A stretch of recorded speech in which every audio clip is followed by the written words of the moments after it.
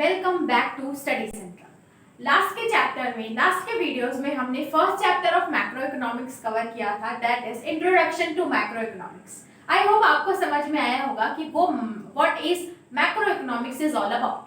अब आपको पूरी डेफिनेशन पता चल गई, उसके एस्पेक्ट्स पता चल गया एंड द बेसिक उसका स्कोप ऑफ मैक्रो इकोनॉमिक्स पता चल गया। तो लेट्स मूव फॉरवर्ड। अब हमने सब्जेक्ट को आगे लेके जाते हैं। Second chapter of macro economics है circular flow of income.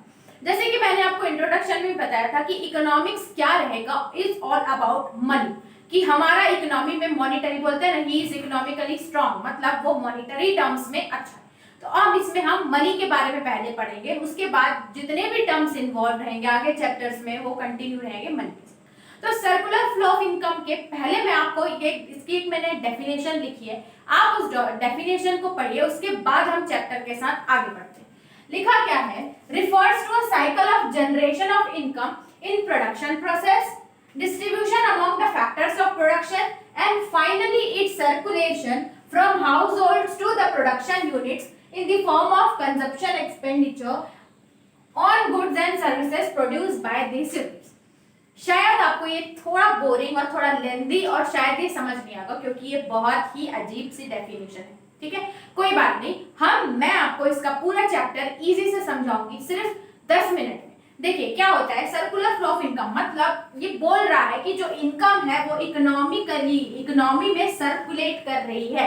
Circular मतलब transferring from here to there and again from here to there, circularly flow कर रही है। तो होता क्या है, 2 सेक्टर्स होते हैं इकोनॉमी में। वैसे तो हमारे सब्जेक्ट्स में 4 सेक्टर्स ऑफ इकोनॉमी है, लेकिन जो सीबीएसई का सिलेबस है वो रिस्ट्रिक्टेड है टिल 2 सेक्टर्स ऑफ इकोनॉमी में, ठीक है। तो बेसिक या जनरल या सिंपल एक कॉन्सेप्ट होता है, वो है 2 सेक्टर मॉडल, जो हमें सिर्फ अभी कवर करना है। 2 सेक्टर मॉडल, 2 सेक्टर मॉडल में हाउस होल्ड होते हैं और फर्म। हाउस होल्ड मतलब हम, जैसे कि हमारा घर है, हम यूज करते हैं गुड्स, जो गुड्स एंड सर्विसेज का यूज कर रहे हैं वो होते हैं हाउस होल्ड, जैसे कि हम।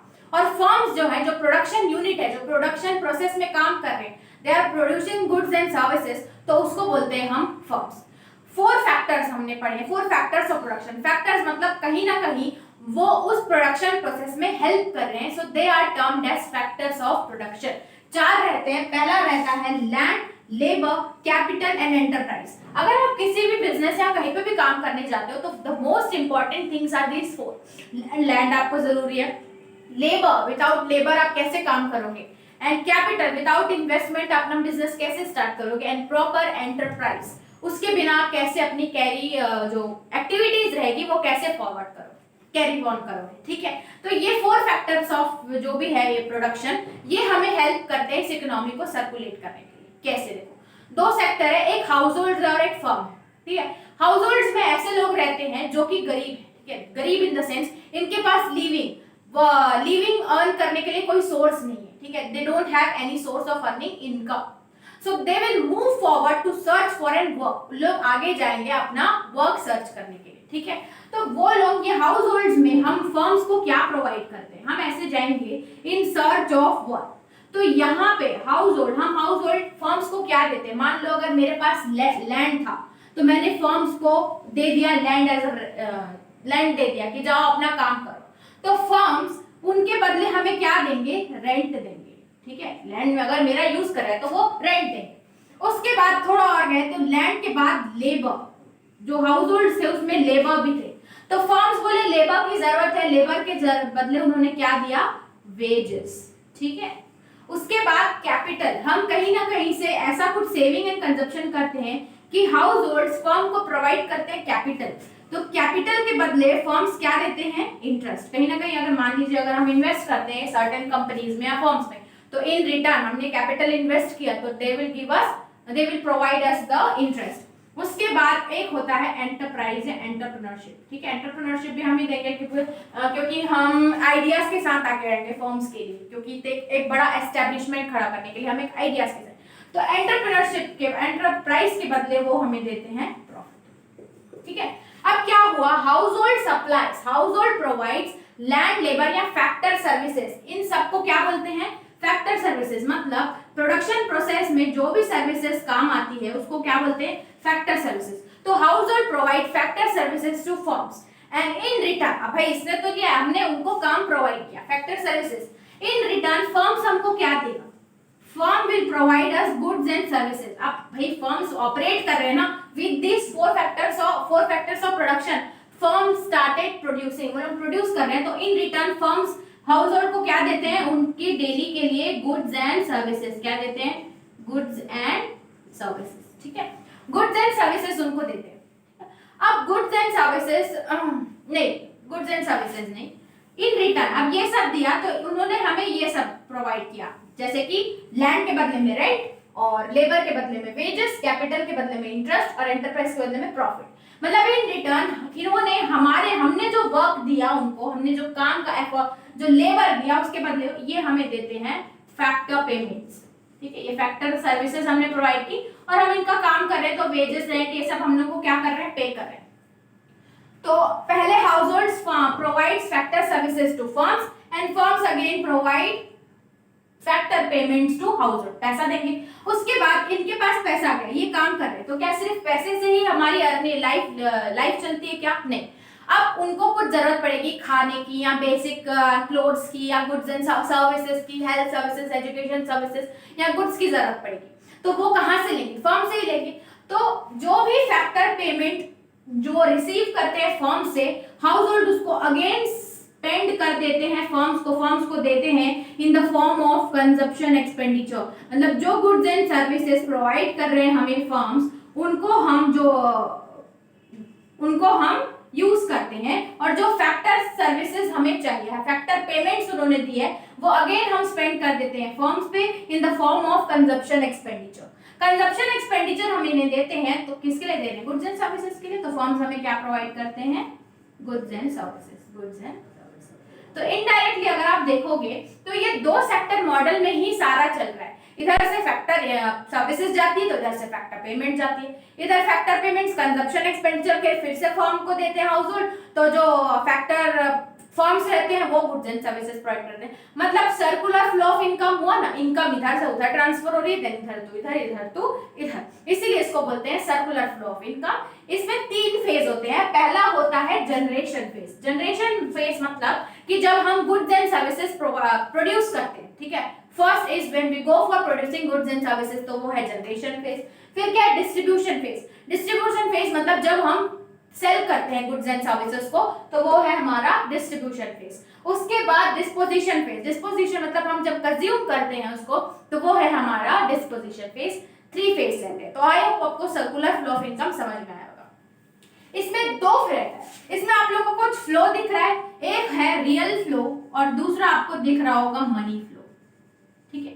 मनी फ्लो का मतलब द फ्लो ऑफ मनी, जैसे कि हम लोग क्या बोले, कंजप्शन एक्सपेंडिचर, ठीक है। The flow of money from households to firm and again from firm to household, उसको बोलते हैं मनी फ्लो।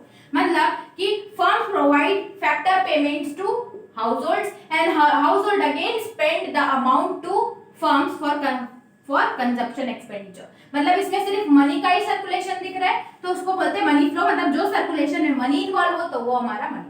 उसके बाद आता है real flow. Real flow involves movement और flow of goods and services. मतलब यहाँ से फैक्टर सर्विसेज गई और यहाँ से गुड्स एंड सर्विसेज आए। ये वाला this one and this one is क्या है हमारा, ये रियल फ्लो है, और कंजप्शन एक्सपेंडिचर और ये फैक्टर पेमेंट्स हमारा क्या है, मनी फ्लो। उसके बाद एक और आता है, एक आता है स्टॉक कॉन्सेप्ट और एक है फ्लो कॉन्सेप्ट, ठीक है। फ्लो कॉन्सेप्ट आपको दिखने होगा। स्टॉक कॉन्सेप्ट एक ऐसा कॉन्सेप्ट है जिसमें जैसे स्टॉक है ना, मतलब वो जमा हो चुका है और आप स्टॉक को डेली नहीं काउंट करोगे, तो stock is measured over a period of time. ये एक ऐसा कंसेप्ट है जिसमें हम अपने जो भी सेविंग्स है या स्टॉक है गुड्स का, वो over a period of time, मतलब at a particular point of time में हम उसको मेजर करते हैं, उसको बोलते हैं स्टॉक कॉन्सेप्ट। एक है फ्लो कॉन्सेप्ट। फ्लो कॉन्सेप्ट एक ऐसा फ्लो, मतलब टैप को अगर मैंने ओपन किया तो पानी फ्लो आ रहा है, तो आप कंटिन्यूअसली उसका मेजर कर पाओगे, मतलब over a period of time हम उसको मेजर कर सकते हैं। लेकिन स्टॉक, बाल्टी आपकी पूरी फिल हो चुकी है, तो बाल्टी का यूज आप at a particular point of time ही कर सकते हैं, ठीक है। स्टैटिक कॉन्सेप्ट है हमारा स्टॉक और फ्लो कॉन्सेप्ट है हमारा फ्लो, ठीक है। डायनामिक कॉन्सेप्ट है हमारा फ्लो कॉन्सेप्ट, ठीक है।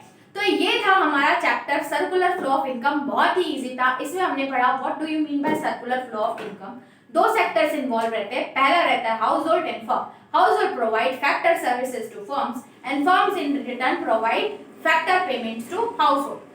अगेन फिर जो हाउस होल्ड रहते हैं, they spend their entire income on consumption expenditure and give it to firm and firm provides in return goods and services to household. तो ये सर्कुलर फ्लो ऑफ इनकम था। इसमें land जो factor services में क्या रहता है, land, labour, capital, entrepreneurship. In return क्या मिलता है, लैंड के बदले में रेंट, लेबर के बदले में वेजेस, कैपिटल के बदले में इंटरेस्ट और दूसरा क्या था लास्ट, एंटरप्राइज के बदले में प्रॉफिट। दो कॉन्सेप्ट होते हैं, दो फ्लो रहते हैं, मनी फ्लो और रियल फ्लो। अगर किसी फ्लो में सर्कुलरेशन में सिर्फ मनी का फ्लो है, जैसे कि उसने हमें कंजप्शन एक्सपेंडिचर ने फर्म्स ने खर्चा किया, हाउस होल्ड ने फर्म्स पे खर्चा किया, फर्म्स ने हाउस होल्ड को फैक्टर पेमेंट्स दी, ये हमारा क्या है, मनी फ्लो। रियल फ्लो क्या है, it involves movements of goods and services. मतलब हाउस होल्ड्स ने फैक्टर सर्विसेज प्रोवाइड की फर्म्स को, firm provided goods and services to household. तो ये तीन फेज रहते हैं, एक generation phase, distribution phase and disposition phase. Generation phase में क्या होता है, जब गुड्स एंड सर्विसेज प्रोड्यूस होते हैं। डिस्ट्रीब्यूशन में जब गुड्स एंड सर्विसेज डिस्ट्रीब्यूट होते हैं हाउस होल्ड में। डिस्पोजिशन फेज में जो उनकी अर्न इनकम रहती है वो अगेन स्पेंड करते हैं फर्म से, ये होता है हमारा डिस्पोजिशन फेज। तो ये था हमारा चैप्टर, बहुत ही इजी था। आई होप आपको समझ में आएगा। नेक्स्ट आप क्या करेंगे, ओनली आप क्वेश्चन अटेम्प्ट करिए, सॉल्व करिए, जितने से ज्यादा क्वेश्चन हो सकते हैं। कोई भी डाउट आता है कमेंट करिए, आपको रिस्पॉन्स आएगा। तो आज के क्लास में इतना ही, मिलते हैं नेक्स्ट वीडियो में नेक्स्ट चैप्टर के साथ, तब तक के लिए